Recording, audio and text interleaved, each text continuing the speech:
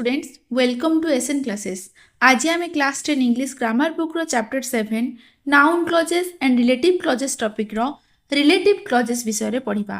Last class रे हमें noun clause कहा कुआ जाए तार फंक्शंस आ तार एक्टिविटी जहा थिला प्रीवियस क्लास रे हमें करिथिले। आज हम रिलेटिव क्लॉज कहा कुआ जाए पढ़िबा। देखो तुम बुक रे कोन अछि पढ़िबा पूर्वरु तुम मानक पई एक स्पेशल नोट्स बनेछि सेटा को फर्स्ट डिस्कशन करिदबा पढ़िदबा देन तापरे बुक रे कोन अछि देखिबा तापरे एक्टिविटी कोन अछि करिबा। Relative clause what is relative clause? Relative clause कहा को कहा जाए? The clause that gives more information about noun और pronoun is called relative clause. जो क्लॉज टा नाउन एंड प्रोनाउन ऊपर इन्फॉर्मेशन दे थाए सूचना दे थाए ताको हमें रिलेटिव क्लॉज कहिबा बा ताको हमें एडजेक्टिव क्लॉज भी कहि परिबा। This clause is connected by relative pronoun. Clause टा कनेक्टेड कोथरे हुए बिले रिलेटिव प्रोनाउन द्वारा that is who whom which that. ए देखो बिले हु हुम व्हिच दैट ए सब होची relative pronoun. For example girl who is wearing blue dress is Lata sister. से झियोटी जी की ब्लू कलर ड्रेस पिंधिची से होची लतार भौणी। एई सेंटेंस रे पिले टू क्लॉज दीटा क्लॉज अछि। गुटे हला the girl is Lata sister, another one is who is wearing blue dress.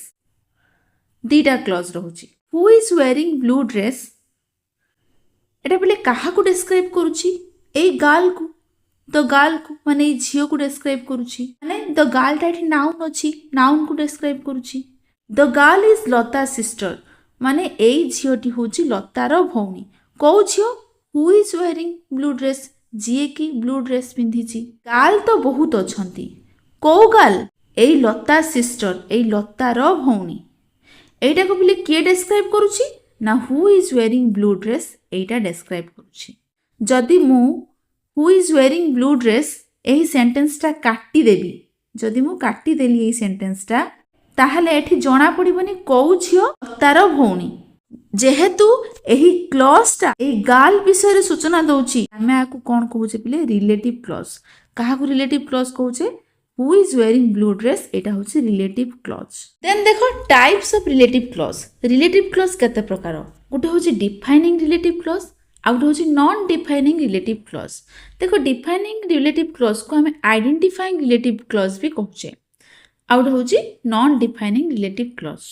एबे हमें देखिबा डिफाइनिंग रिलेटिव क्लॉज काहा कुआ जाए बा तुम लिखि परिबो और identifying relative clause. Defining relative clause और आइडेंटिफाइंग रिलेटिव क्लॉज काहा को कुआ जाए? The clause which gives essential information is about noun is called defining or identifying relative clause. Etah Gute sentence row essential part. Essential part माने सेटा noun विषय हमको information दे थाए। से इन्फॉर्मेशन टा से न दिए ताहले हमें से नाउन विषय रे कंप्लीट इन्फॉर्मेशन पाई परिबा नाही। जो इन्फॉर्मेशन टा से देला सेटा होची एसेंशियल पार्ट। गुटे सेंटेंस रे सेई एसेंशियल पार्ट को तमे काढी परिबो नाही।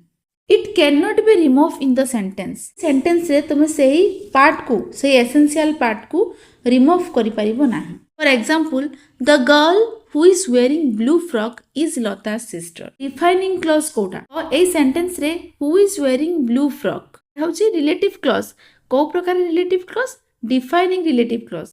काहे कि ना ए सेंटेंस रे who is wearing blue frock एटा डिफाइन करूची गोटे सेंटेंस रो एसेंशियल पार्ट एटा काहे कि ना सेंटेंस रो मीनिंग को माने को से क्लियर करूची। आ एटा पिले काहा को आइडेंटिफाई करूची?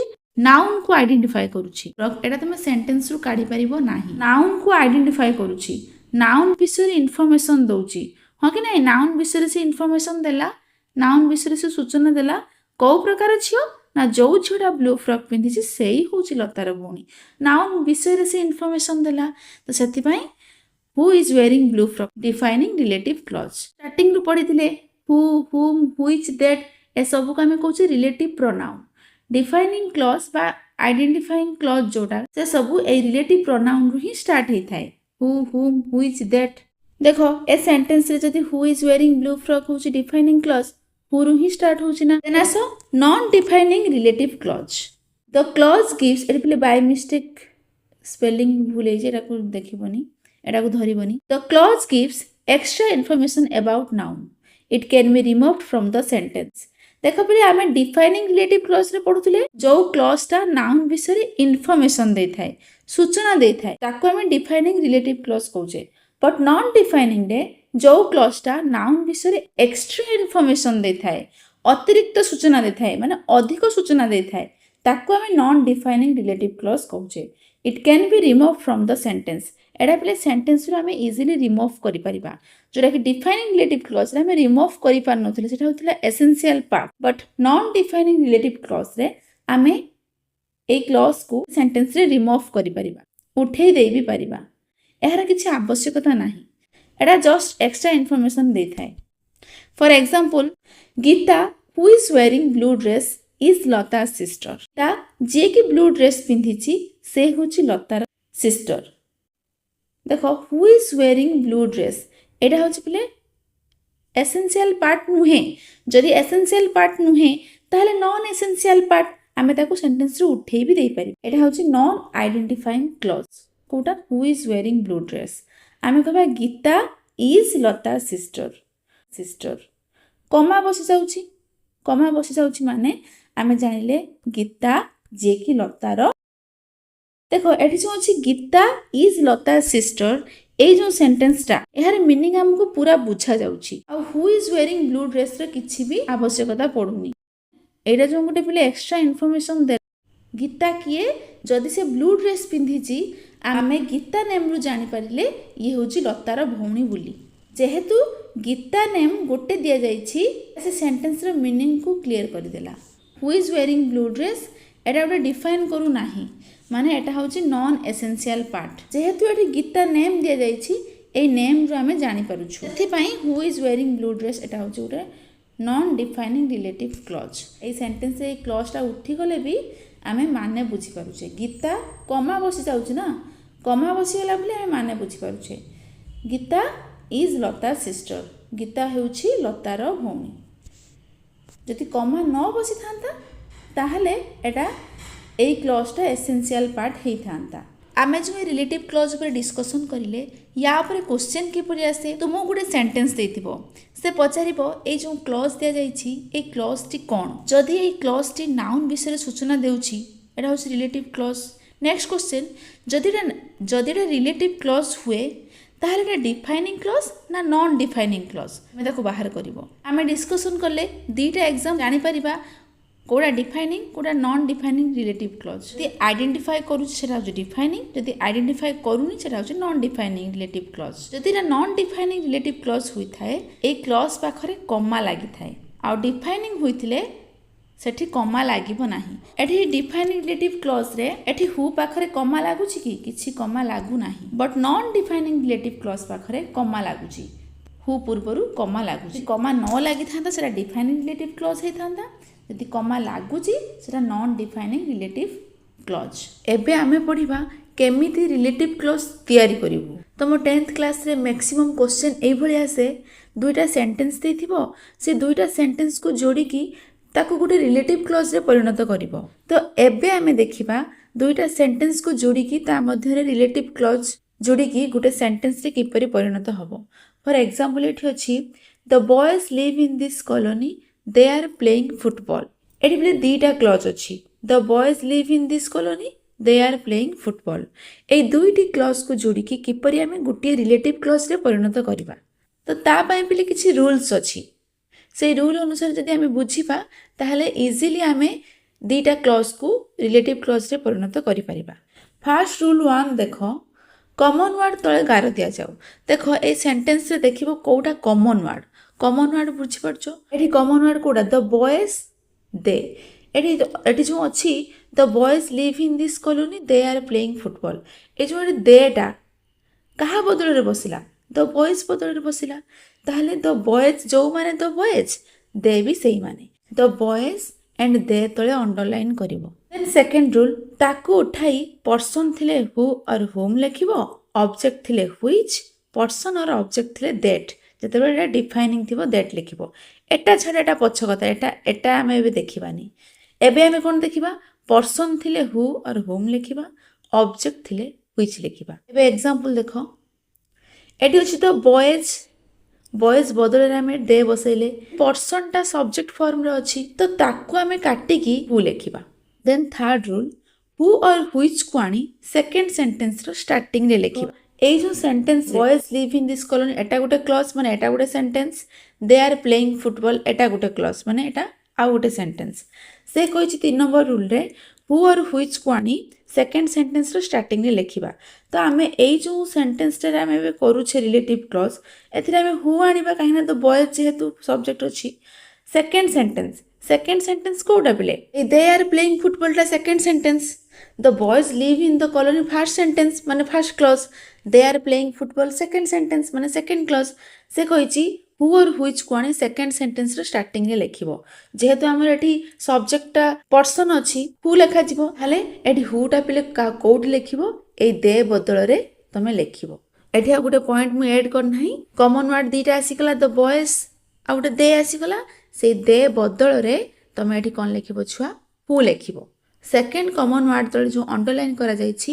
ता बदले तुम ये हु लिख थिंग्स था जिनिस था ताले हुईच लिखा जेहेतु पर्सन अच्छी तुम दे बदल हु लिखल देन फोर्थ रूल जो सेंटेंस तैयारी है तुम रिलेटिव क्लॉज कहबा कौ सेंटेंस तैयारी है पिले ये हु लगेदेले कौन हो गला हु आर प्लेइंग फुटबॉल दे बदल आम हु बसेले ए हु आर प्लेइंग फुटबॉल टा होछि तमर relative clause then fifth rule से ही क्लॉज को आनी फास्ट सेंटेंस रो कॉमन वर्ड पाखरे लिखिबो एटी फास्ट सेंटेंस रो कॉमन वर्ड किए द बॉयज ए बॉयज पाखरे ए जो रिलेटिव क्लॉज हैला हु आर प्लेइंग फुटबॉल ए द बॉयज परे लिखिबो माने बॉयज पाखरे माने द बॉयज परे लिखिबो the boys who are playing football लिखिबो देन सिक्स्थ रूल तापरे फास्ट सेंटेंस रो अवशिष्ट अंश फास्ट सेंटेंस रो अवशिष्ट अंश कोन बळी गला लिव इन दिस कॉलोनी तो ताकू तुम लास्ट रे लिखिबो माने द बॉयज फास्ट रहिला सेकंड सेंटेंस जोड़ा कि हमें दे को कटे कि हु लिखिथिले who are playing football the boys पर हु आर प्लेइंग फुटबॉल लिखिबो देन लिव इन दिस कॉलोनीटा जेहेतु फास्ट सेंटेंस रे अवशिष्ट पार्ट रहिला ताकू तुम लास्ट को नै जिवो बुझियला तो सही अनुसार हमें एठी कोन लिखिले the boys who are playing football live in this colony ताहले रिलेटिव क्लॉज रे कौन परिणत हो गला the boys who are playing football live in this colony first common word the boys रहिला आ सेकंड कॉमन वर्ड दे थिला दे बदल रे हम एठी हु लेखिले काहे कि एठी द बॉयज जेहेतु पर्सन अछि आ हु आर प्लेइंग फुटबॉल जेहेतु सेकंड क्लॉज टा हु आर प्लेइंग फुटबॉल लेखिले आ फर्स्ट सेंटेंस जेहेतु तुम the boys live in this colony थिला ए फर्स्ट सेंटेंस तो द बॉयज आसी गला तार अवशिष्ट पार्ट को उड़ा रहा लिव इन दिस कॉलोनी सेटा पछ को पड़ेगला बुझीगला पिले एटा थिला तमरो रिलेटिव क्लॉज एही भली भाबरे पिले रिलेटिव क्लॉज तैयारी करिके करिवो सेही भली पिले सेम रूल अनुसार जतिकि रूल मु कहिली सेम रूल अनुसार आउट एग्जांपल देखिबा एटा पिले किछि थिंग्स सेठी पर्सन थिला हमें हु लगौथिले एटी थिंग्स जिनिस को नै कि हमें हुइच लगेई करिबा दिरा सेंटेंस अछि I have read the book you gave it to me एटी दीटा सेंटेंस माने दीटा clause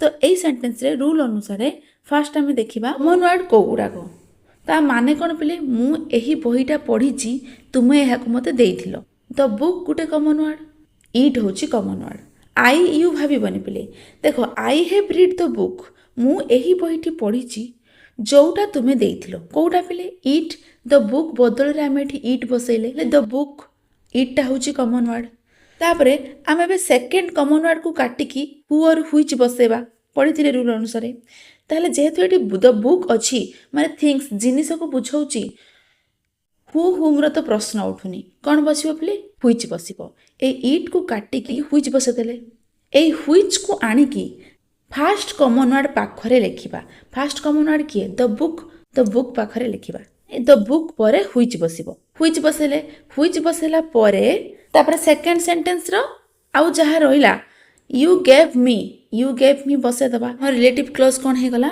I have read the book which you gave मी ता होची फास्ट कॉमन वर्ड तापरे आमे इट बदल रे व्हिच बसे एठी फास्ट सेंटेंस रे चेंजेस थिला सेंटेंस रो अवशिष्ट पार्ट पछ को पळे गला एठी जेहेतु हु थिला सेठी सेमिति हैला बट एठी व्हिच जेहेतु अछि खाली टिके चेंज हैला एठी फास्ट सेंटेंस जेमिति की सेमिति रही गला सेकंड सेंटेंस इट बदल रे आमे व्हिच लिखिले देन यू गेव मी लिखिदेले ठीक अछि এইভাবে ভাବରେ তুমি রিলেটিভ ক্লজରେ ପରିଣତ କରିବ। ଏବେ ପିଲେ ବୁକ୍କୁ ଆସ। ବୁକ୍ରେ କ'ଣ ଅଛି ଦେଖିବା।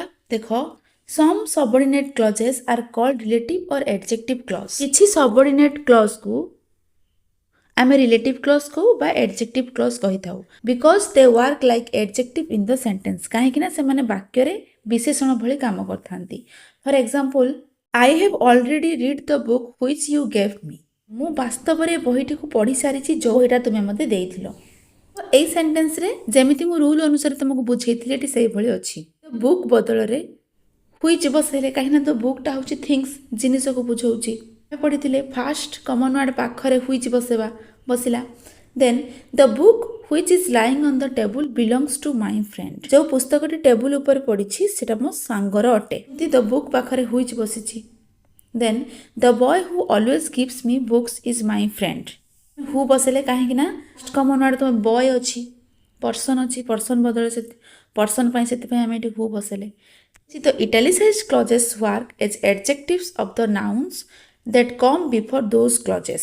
କୋଉଟାକେ ପିଲେ ଲେଖାଯାଇଛି, then which is lying on the table, who always gives me books। ତ ଏଗୁଡ଼ିକ ବୁକ୍ କିମ୍ବା ଦ ବୟକୁ ବିଶେଷଣ ଭାବରେ ବର୍ଣ୍ଣନା କରୁଛି। If we study the sentence, we will find that each of them is a combination of two sentences। ଯଦି ଆମେ এই ବାକ୍ୟଗୁଡ଼ିକୁ ଭଲ ଭାବରେ ପଢ଼ିବା ତାହେଲେ ଦେଖିବା ଯେ ପ୍ରତ୍ୟେକଟି ବାକ୍ୟ ଦୁଇଟି ଅଲଗା ବାକ୍ୟର ମିଶ୍ରଣ ଅଟେ। ଦୁଇଟି ଅଲଗା ଅଲଗା ବାକ୍ୟକୁ ନେଇକି ଗୋଟିଏ ବାକ୍ୟ ହେଇଛି। ଏକ୍ସାମ୍ପଲ୍ ଅଛି, ୟୁ ଗେଭ୍ ମି ଏ ବୁକ୍। ତୁମେ ମୋତେ ଗୋଟିଏ ବହି ଦେଲ। I have already read the book. ମୁଁ ସେହି ବହିଟି ପଢ଼ି ସାରିଛି।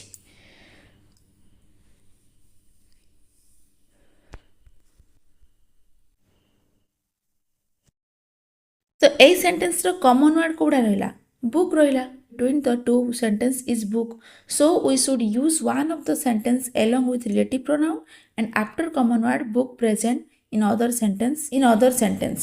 ତେଣୁ ଆମେ ଦୁଇଟି ବାକ୍ୟକୁ ମିଶାଇବା ପରେ ବୁକ୍ ଶବ୍ଦ ପରେ ରିଲେଟିଭ୍ ପ୍ରୋନାଉନ୍ ଯେପରି ହୁ, ହ୍ୱିଚ୍, ଦ୍ୟାଟ୍ ବ୍ୟବହାର କରିଲେ। ଯେଉଁ ଟିକେ ପୂର୍ବରୁ ମୁଁ ଏଇଟା ସବୁ ବୁଝେଇଲି ତାହା ସବୁ ଏଠି ବୁକ୍ରେ ଲେଖାଯାଇଛି। Now break the sentence 1B and 1C similar way। ତମେ ସେଇ ସିମିଲାର ୱେରେ ସେଇ ସେଣ୍ଟେନ୍ସକୁ ଭାଙ୍ଗିବ। I have already read the book which you gave me।